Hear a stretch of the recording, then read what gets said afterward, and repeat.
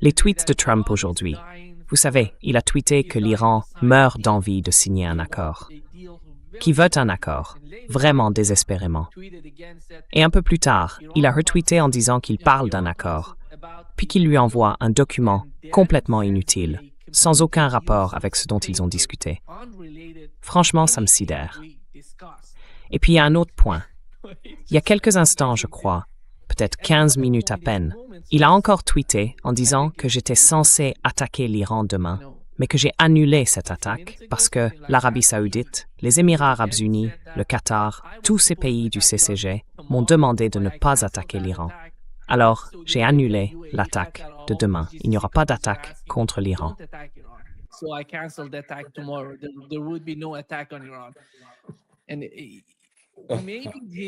Et peut-être qu'il essaie, parce que les gens en parlent. Encore une fois, il essaie de...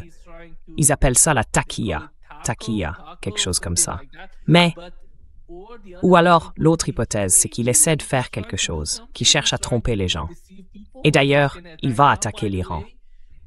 Ce qu'on sait du côté iranien, c'est qu'ils sont prêts et qu'ils ne prennent pas ces tweets au sérieux. Ils ne voient aucune raison de suivre Donald Trump quand, vous savez, une minute, il dit une chose, et la minute d'après, il change complètement d'avis. Paul, comment vous voyez la situation avec Donald Trump? Je pense que c'est bien de commencer par sa visite en Chine, et parce qu'il voulait obtenir de la Chine. Quelle est votre analyse à ce sujet?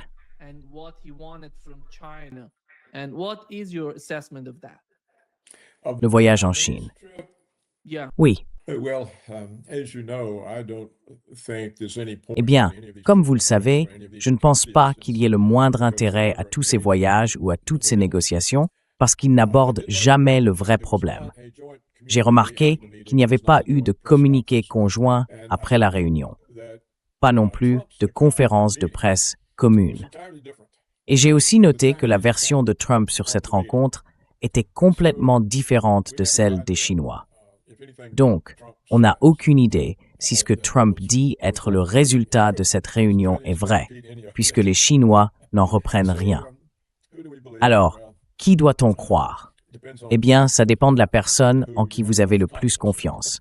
Et je ne pense pas que l'indicateur de confiance penche beaucoup du côté de Trump, pour les raisons que vous avez évoquées. Il a une position maintenant et une autre 5 minutes plus tard. Now and a different one in 5 minutes. And he's always blustering. Il est toujours en train de fanfaronner. Il agit sans arrêt comme si l'Iran était déjà détruit ou sur le point de l'être. Il menace d'attaquer, puis il se ravise simplement parce que quelqu'un le lui a demandé. C'est absurde. Je ne comprends pas quel est le but de tout ça. Je ne sais pas s'il y a quelqu'un dans son gouvernement capable de lui parler des conséquences de ce qu'il fait. Il a l'air ridicule, et je ne vois pas en quoi ça peut l'aider. Vous savez, les politiciens ont toujours voulu éviter d'avoir l'air ridicule, mais ça n'a pas l'air de déranger Trump. Donc à mon avis, le seul élément vraiment important de la rencontre entre Trump et le dirigeant chinois, c'est la déclaration de ce dernier à Trump. Ne touche pas à Taïwan, sinon il y aura un conflit au lieu d'accords commerciaux. Conflict instead of business deals. I believe what the Chinese said. Je crois ce que les Chinois ont dit. Si les États-Unis peuvent éviter d'essayer de s'immiscer entre la Chine et Taïwan, qui fait partie de la Chine, et ce depuis les années 70, quand le président Nixon a reconnu la politique d'une seule Chine. Alors, si les États-Unis peuvent simplement laisser ça tranquille, la Chine, je pense, ne nous embêtera pas et restera un bon partenaire commercial. Mais si l'impulsion américaine vers l'hégémonie ou simplement le besoin de semer le trouble intervient à Taïwan, on va en payer le prix fort. Donc pour moi, c'est la seule partie vraiment importante de toute la rencontre. Je ne pense pas que le reste ait la moindre signification ou importance. Et pourquoi elle a eu lieu, je n'en sais rien. J'imagine que les Chinois ont juste décidé d'accommoder Trump. C'est Trump, je crois, qui a demandé la rencontre. Alors bon, ils se sont dit d'accord, accommodons-le. Et ils ne sont pas dans une logique de confrontation. Ils ne cherchent pas le conflit. Voilà. Je crois que c'est à peu près tout ce qu'il y a à en dire. Enfin, je peux me tromper, mais je ne pense pas. I mean, I may be missing something, but I think not. I think the point of Je pense que le point essentiel, le principal enjeu pour la Chine, c'est Taïwan. C'est ce dont il voulait parler avec l'administration Trump. Mais dans la déclaration de la Maison-Blanche, on n'a rien vu à propos de Taïwan. Ils n'ont rien mentionné. Du côté chinois, ils ont dit que le sujet avait été abordé pendant la rencontre, lors de la visite qu'ils ont eue. Et toi, Paul, est-ce que tu vois les États-Unis prendre une décision sur Taïwan prochainement? Parce que la Chine veut vraiment, tu sais, l'unité de Taïwan avec la Chine, la mère patrie. Et à mon avis, ils pourraient le faire par la force. they can do it by force, in my opinion. And at this Sure. particular moment that we're in, Et à ce moment précis où nous en sommes, ils n'ont même pas besoin d'attaquer Taïwan. Ils peuvent simplement imposer un blocus ou un embargo, et Taïwan finirait par céder. Il n'y a aucun moyen de les sauver. C'est une île. Est-ce que les États-Unis vont faciliter ça, ou au contraire, faire monter la tension? Parce que Donald Trump doit signer une nouvelle aide à Taïwan qui représente plus de 11 milliards de dollars en armement. Je ne sais pas d'où viennent ces armes, parce qu'ils ne les ont pas pour l'instant, mais ils veulent les envoyer à Taïwan. Et la Chine le sait. La Chine sait que Taïwan est de leur côté, pas du côté de Donald Trump. Vous voyez ça comment? How do you see that? Well, I don't see what the weapons can do. Eh bien, je ne vois pas vraiment à quoi ces armes peuvent servir. Alors peut-être que Trump veut les envoyer simplement parce que ça rapporte de l'argent aux fabricants d'armes américains. Vous savez, on a cette immense industrie de l'armement et elle a besoin de conflits, ou au moins de la perspective de conflits, pour que les gens s'arment et achètent d'autres armes. Sinon, c'est difficile de faire tourner le système. C'est énorme, ça coûte cher et ça emploie toujours des milliers, des dizaines de milliers, peut-être même des centaines de milliers de personnes. Et les actions de ces entreprises ont de la valeur. Donc pour maintenir tout ça, il faut que les armes circulent. Et s'il n'y a pas de vrai conflit, il faut au moins qu'il y ait la menace. C'est à ça que l'OTAN a servi. Et c'est aussi une des raisons pour lesquelles Trump critique l'OTAN. Il n'achète pas assez d'armes. Et du coup, ça ne soutient pas notre industrie de l'armement. It doesn't support our armaments industry. So the point of the weapons. Donc, l'idée d'envoyer des armes à Taïwan, ça ne servirait pas vraiment à aider Taïwan dans une guerre contre la Chine. Il n'y a aucun scénario où Taïwan pourrait dissuader la Chine de prendre le contrôle par la force. Mais la Chine n'a pas envie de faire ça. Elle n'en a pas besoin. Son plan, depuis toujours, c'est plutôt d'intégrer progressivement l'économie taïwanaise à la sienne, pour qu'à la fin, les Taïwanais se sentent simplement faire partie de la Chine. Alors, je ne sais pas trop ce qui motive la direction taïwanaise. Peut-être des valises d'argent venues des Américains. Peut-être qu'on les paye pour qu'ils adoptent une attitude un peu hostile envers la Chine. Mais je ne pense pas que Taïwan veuille un conflit. En tout cas, pas un conflit militaire avec la Chine. Ils n'ont rien à y gagner. Et je ne crois pas non plus que nous serions capables de sauver Taïwan s'il y avait un affrontement militaire. Pour la même raison que nos navires ne peuvent pas entrer dans le détroit d'Ormuz. Ils ne peuvent pas s'approcher des côtes chinoises.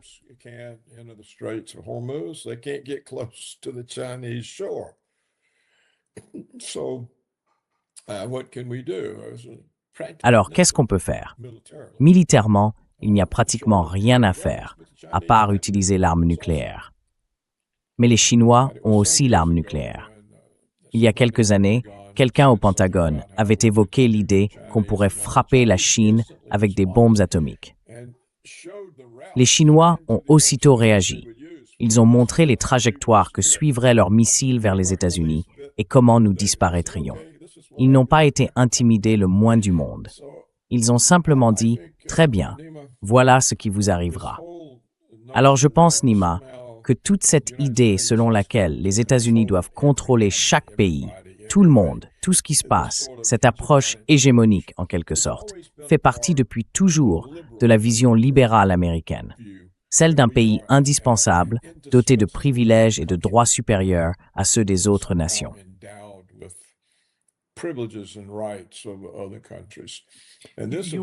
Et ça, bien sûr, pardon de vous interrompre. Vous voulez dire les néolibéraux. Vous ne parlez pas des libéraux, parce que des libéraux comme Noam Chomsky, lui, il était totalement contre.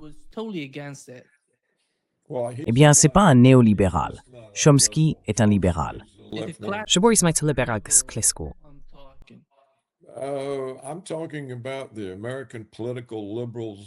Je parle des libéraux politiques américains du XXe siècle. Les libéraux politiques de cette époque croyaient en l'exceptionnalisme américain. Ils ont écrit des livres là-dessus. Vous savez, les professeurs dans les universités, ils étaient représentés au département d'État et dans d'autres secteurs importants du gouvernement. Cette vision s'est durcie avec la doctrine Wolfowitz, après l'effondrement de l'Union soviétique. À l'époque, la Chine n'était pas ce qu'elle est aujourd'hui, en 1991, et l'Union soviétique était la seule contrainte à l'unilatéralisme américain. Quand elle s'est effondrée et qu'on a commencé à démanteler l'Union soviétique, eh bien, on a détaché toute la partie extrême orientale, ou l'Asie centrale, le Kazakhstan, l'Ouzbékistan. Tout ça a été séparé. On a détaché l'Ukraine, on a détaché la Biélorussie.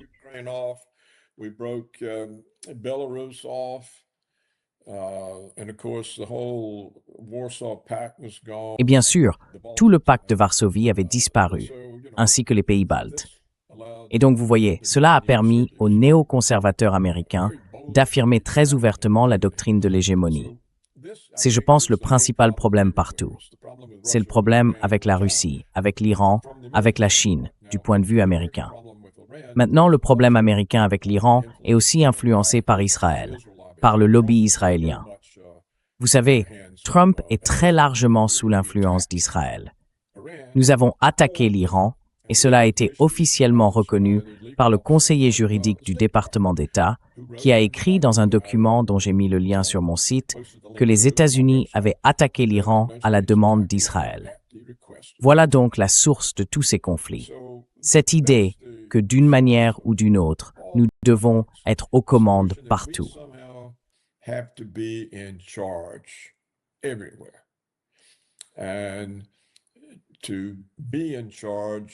Et pour garder le contrôle, on va essayer de déstabiliser d'autres pays, de bloquer leurs initiatives.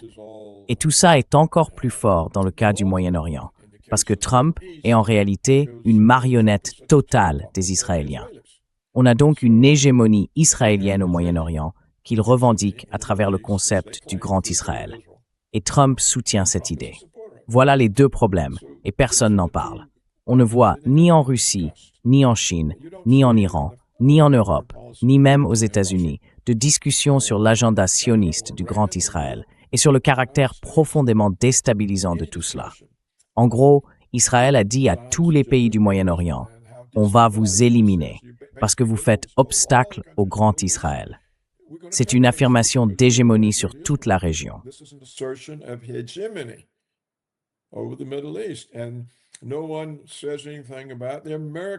Et personne ne dit rien sur la politique d'hégémonie américaine dans le monde. C'est justement pour ça qu'on utilise l'Ukraine dans une guerre par procuration contre la Russie. Les néoconservateurs étaient déterminés à déstabiliser la Russie. Vous savez, ils ont d'abord essayé quand ils ont envoyé l'armée géorgienne en Ossétie du Sud. Je crois que c'était en 2008. Ensuite, ils ont renversé le gouvernement ukrainien. Ils ont construit une armée et s'apprêtaient à la lancer dans le Donbass russe.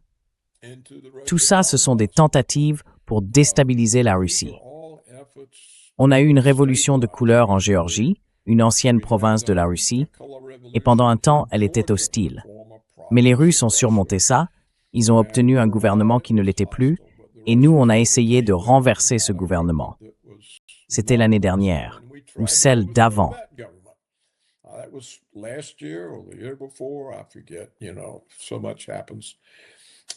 J'oublie parfois, vous savez, il se passe tellement de choses.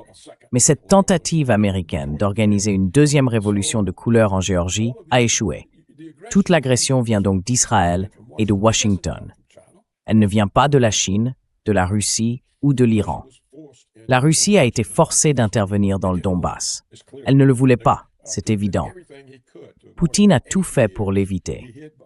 Pendant 8 ans, il s'est abrité derrière les accords de Minsk pour ne rien avoir à faire. La Chine, elle, évite tout véritable conflit. Et l'Iran n'a attaqué personne, sauf en réponse à une attaque. Trump dit que c'est une nation terroriste. Mais où est le terrorisme? Je veux dire, quel terrorisme commettent-ils? Ce sont eux qui subissent le terrorisme.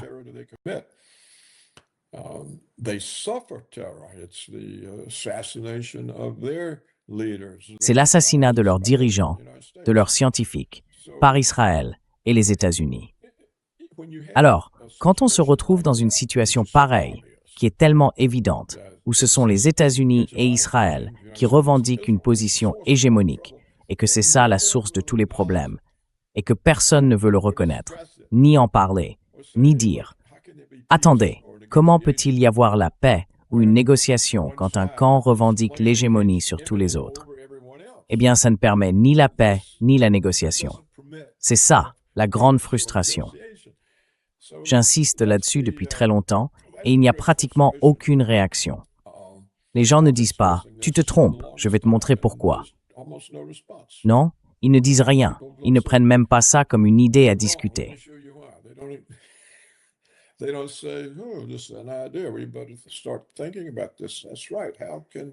Il faut qu'on commence à y réfléchir sérieusement. Oui, c'est ça. Comment les Iraniens peuvent-ils négocier avec les États-Unis et Israël, alors que les États-Unis et Israël ne reconnaissent même pas aux Iraniens le droit à la souveraineté? Et les Iraniens, eux, ne disent même pas ça. Vous savez, on en a déjà parlé. Pourquoi les Iraniens ne posent-ils pas la question de l'agenda sioniste du Grand Israël? Pourquoi pas? Ils devraient dire, écoutez, négocions là-dessus. Pas sur le fait de savoir si nous avons le droit, comme le prévoit le traité de non-prolifération, d'enrichir de l'uranium, ou le droit de contrôler notre littoral, nos voies maritimes. Pourquoi est-ce qu'on négocie ça? Ce qu'on devrait négocier, c'est la revendication d'Israël sur le Moyen-Orient. We should be negotiating Israel's claim to the Middle East.